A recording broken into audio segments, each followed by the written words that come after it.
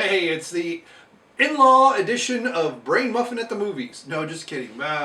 Beer Muffin's Beer Muffin, Brain Muffin's beer reviews. Getting all tongue-tied at my old age.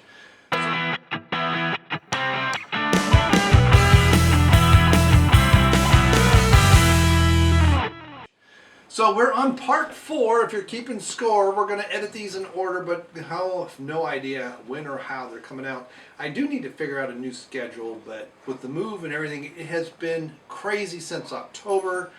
And I thought by now, and one of the dogs is doing something weird, I thought by now we'd be in a new place, but we're still here. So I got to do beer reviews. People are asking for stuff. So saw Flying Dog Variety Pack at the Publix up the street. They got a pretty decent beer selection. If I could drink wine, I would have selections like you wouldn't believe, but I can't handle the sulfites. So if you know a way to either neutralize the sulfites or wines that don't have sulfites, let me know and I will review them. So up is the last one of the bunch. Now, unlike what's on the label, what made you believe this blue can was last or first, depending on how you want to look at it, it's the green one. So what's interesting is this is called The Truth. Now, back in Cincinnati where I used to live, Dog Tree, I got Dogfish Head, Flying Dog, I don't know, too many dogs. So MadTree had a beer called Truth.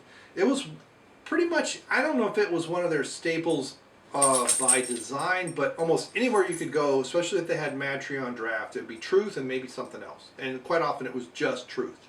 So this is interesting that it's The Truth, or The Truth, or whatever you want to say. This is an Imperial IPA, and Truth was an IPA, but it wasn't Imperial. It was a pretty decent beer. I mean, it was pretty good. So, never had this one. 13 of my friends have reviewed this. They don't really like it. 3.71. I don't know if it'll tell me who all that is. I don't know who Micah is. Dirt, Paul. No, some people have done it more than once. Chelsea and I. Yeah, we need to hook up, and I don't mean in that way. I mean I like some of her reviews of beers that we need to do some stuff together. But anyway, last one. We'll see. Of the variety pack, now obviously I will drink these over the course of the next week or so or more. This one, I've had the pack sitting out for a little bit. It's probably getting a little on the warm side. It's not completely warmed up. It's still quite cold. So let's see if this passes the brain. Oh yeah, whoa, that is hoppy. So I know I'm old and I'm a bit more traditional, but IPAs should be darker than that, especially if you're going to be a double or imperial. Now, I don't understand the concept completely of an Imperial IPA, considering the IPA style was defined by the British Empire. Now, what's interesting is, who was it? Was it Stone? It was a brewery, one of the craft brewers several years ago did Imperial with an E, where they actually softened the water. They went to England. They did all kinds of stuff. It was pretty good. But because quite often the water you get in the States is a lot of it's limestone and different stuff, and it's a little bit harder. Where there's a softer, so more acidic than base or alkaline. I'll get it right eventually. So to me, that's not enough caramel coloring for an Imperial.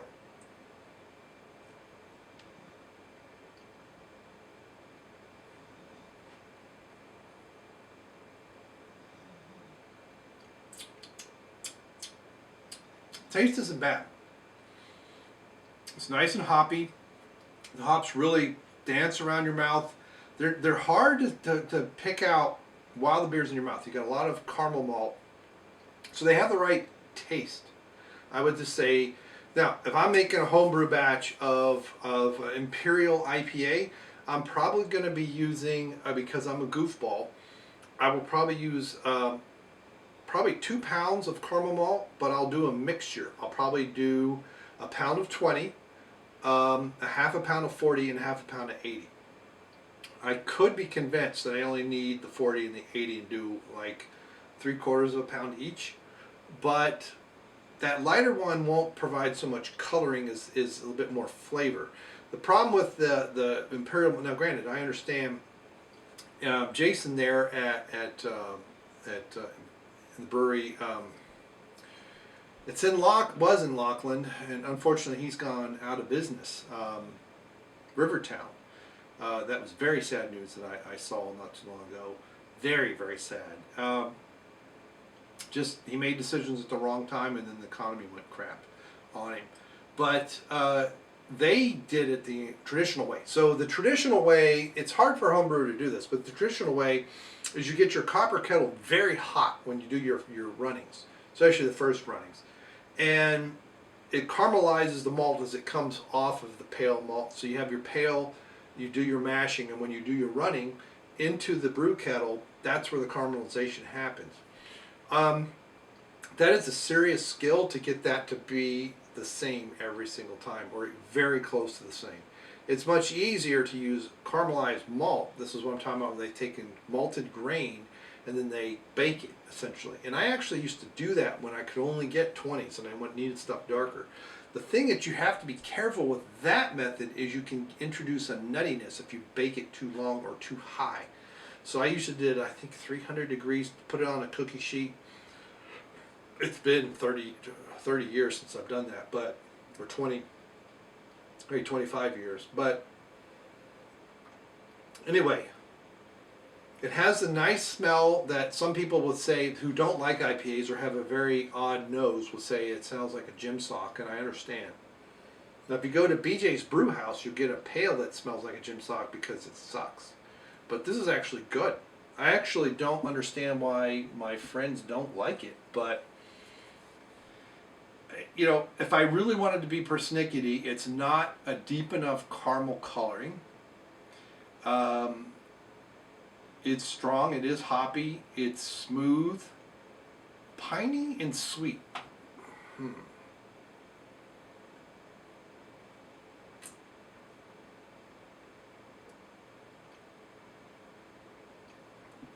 It is piney. So I'm giving it a 4. I'm checking into Untappd. You can find me on Untappd as Brain Muffin if you want to look it up. I've had better Imperials and I've had worse. This has been sitting out a while because we've been recording these for a while. It's now dark outside. But that's not bad. It's not great. It's better than good. It's probably in the it's a 4. It's a solid 4. This is a nice beer that, let's say that you're going to have maybe 1 or 2 max. You start with this. This is definitely, because of the bitterness, you definitely got to be careful what you eat with this. If you get something too sour, that depending on your tongue, it may not, but a lot of people that'll be too much of a contrast. So spicy foods, you could definitely do some steaks and some salty-ish foods. You could do certain seafood. Now here's the oddness. Something like tilapia wouldn't be fishy enough to counteract this. So I wouldn't put it, if you're going to do fish, it's definitely got to be baked, but salmon might be too mild. But swordfish might be pretty good, especially if you've got something there that's got a lime with it. But now granted, I haven't looked at the BJCP guidelines in several years, but I do believe an Imperial IPA is supposed to be darker. Not much, just a deeper golden color than what this is, but that's just me being a dork. But I liked it. It's good. It's a nice rounding out of this pack of the 4, because that's going to be one of the questions. Okay, Homer, you've had all 4 of these. We know you did these all the same night, though you kept changing your t-shirt. We get it. You're quite buzzed, and so you're talking too much. But what's your favorite of the 4? And I think I'm going to have to go with the Ragin' Bee. That one is, I gave it a 4.5. I raised my rate from the last time. It's the only one of the 4 that, because the other one was Snake Dog I'd had. I did not raise that one. I like the concept of trying to take an IPA.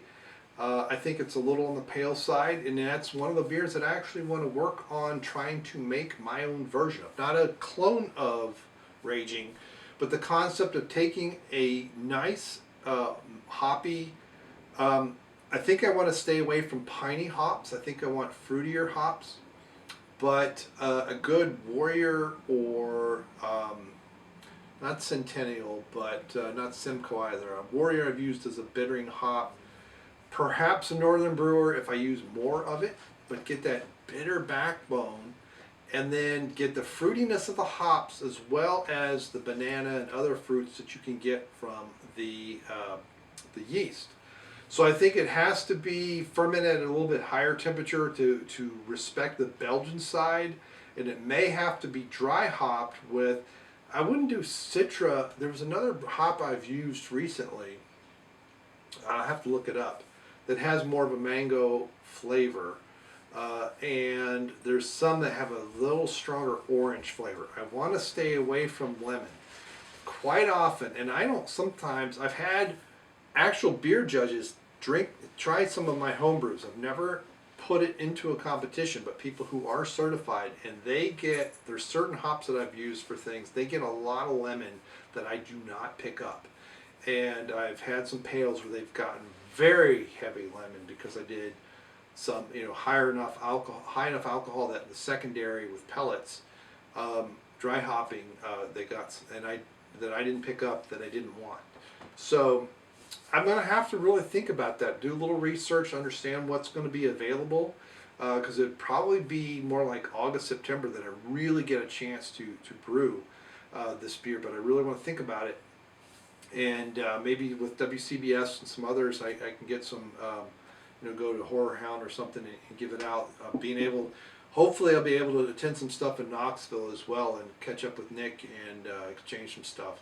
But I think that's the one of the four. I like this one, but I think I like the Hop Electric a little bit better because it's this nice bridge between the standard IPA and the hazy IPA. It kind of fits in between. It's a nice connecting tissue, if you will.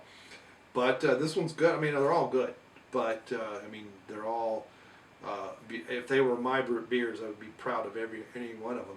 All four of my children, I love them all.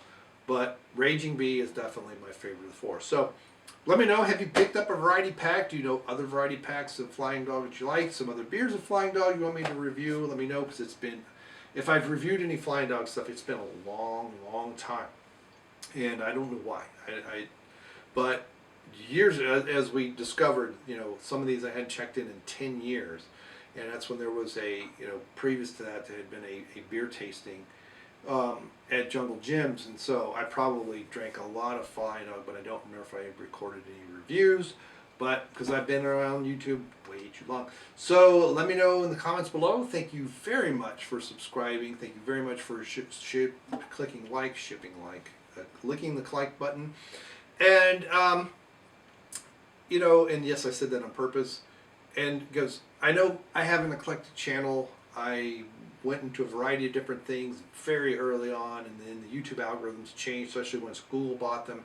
And I was like, I'm not going to run 6 different channels. It's just not who I am. So please, I thank you for those, so many, 1,500 of you who have put up with the variety, and you have your favorite content.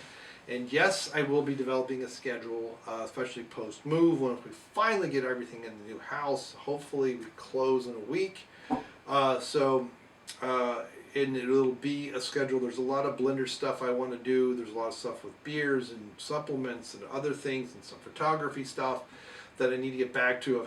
People have asked me about getting back to some stuff I was doing on Apple II emulator. We'll see. I've had problems with that. I was on an external drive. The move to here, things aren't working like they should. So I've disconnected it. I've put it away. We'll see post-move what happens.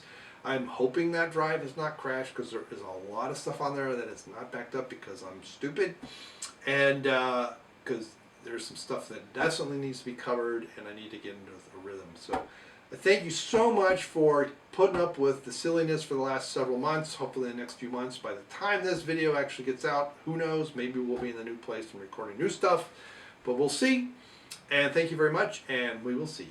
Goodbye.